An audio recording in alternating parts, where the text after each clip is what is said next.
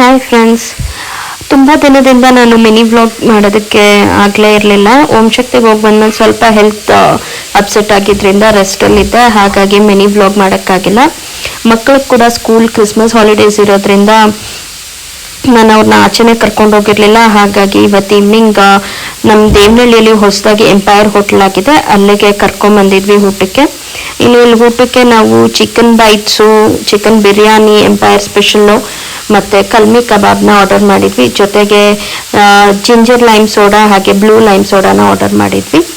ಇಲ್ಲಿ ಒಂದು ತಮಾಷೆ ಏನಾಯ್ತಂದರೆ, ನಾವು ಸ್ಟಾರ್ಟರ್ ಆಗಿ ಚಿಕನ್ ಬೈಟ್ಸ್ನ ಆರ್ಡರ್ ಮಾಡಿದ್ರೆ ಅವ್ರು ಫಸ್ಟ್ ಬಿರಿಯಾನಿನೇ ತಂದು ಕೊಟ್ಬಿಟ್ರು.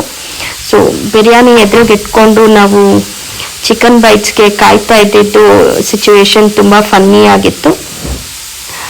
ಹಾಗೆಯೇ ಲಾಸ್ಟಿಗೆ ಡೆಸರ್ಟಲ್ಲಿ ನಾವು ಡೆತ್ ಬೈ ಚಾಕ್ಲೇಟ್ ಅನ್ನೋ ಒಂದು ಐಸ್ ಕ್ರೀಮ್ನ ಟ್ರೈ ಮಾಡಿ ಮನೆಗೆ ಬಂದ್ವಿ.